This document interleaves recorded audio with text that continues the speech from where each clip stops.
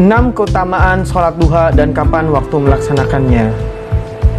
Sholat duha adalah sholat yang dilakukan ketika matahari meninggi hingga mendekati waktu zawal atau matahari bergeser ke barat. Menurut Syekh Muhammad bin Shalih Al-Utsaimin, waktu sholat duha mulai dari matahari setinggi tombak hingga mendekati waktu zawal. Beliau juga menjelaskan bahwa waktu tersebut dimulai kira-kira 20 menit setelah matahari terbit hingga 10 atau 5 menit sebelum matahari bergeser ke barat. Sedangkan untuk hukum sholat duha, menurut pendapat yang paling kuat adalah sunnah secara mutlak dan boleh dirutinkan.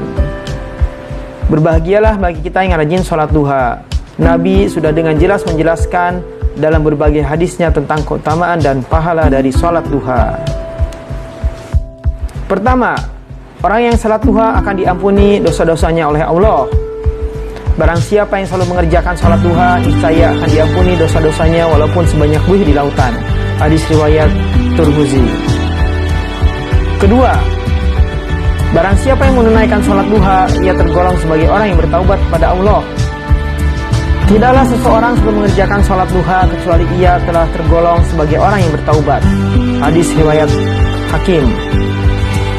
Ketiga, orang yang menunaikan sholat duha akan dicatat sebagai ahli ibadah dan taat kepada Allah.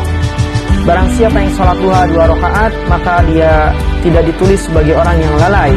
Barang siapa yang mengerjakannya sebanyak 4 rakaat, maka dia ditulis sebagai orang yang ahli ibadah. Barang siapa yang mengerjakan 6 rakaat, maka dia diselamatkan di hari itu. Barang siapa mengerjakannya 8 rakaat, maka Allah tulis dia sebagai orang yang taat. Dan barang siapa yang mengerjakannya 12 rakaat, maka Allah akan membangun sebuah rumah di surga untuknya. Hadis riwayat At-Tabrani.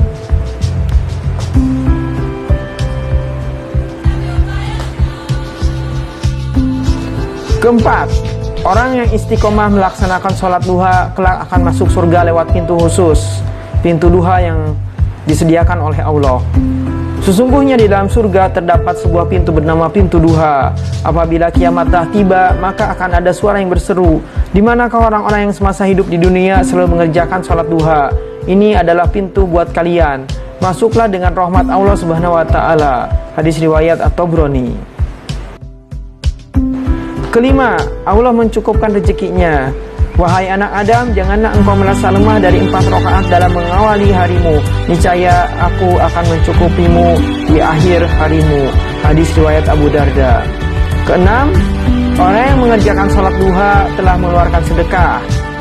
Hendaklah masing-masing kamu bersedekah untuk setiap ruas tulang badanmu pada setiap pagi.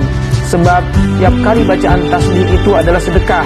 Setiap tahmid adalah sedekah, setiap tahlil adalah sedekah, setiap takbir adalah sedekah, menyuruh kepada yang ma'ruf adalah sedekah, mencegah yang mungkar adalah sedekah, dan sebagai ganti dari semua itu, maka cukuplah mengerjakan 2 rakaat salat duha.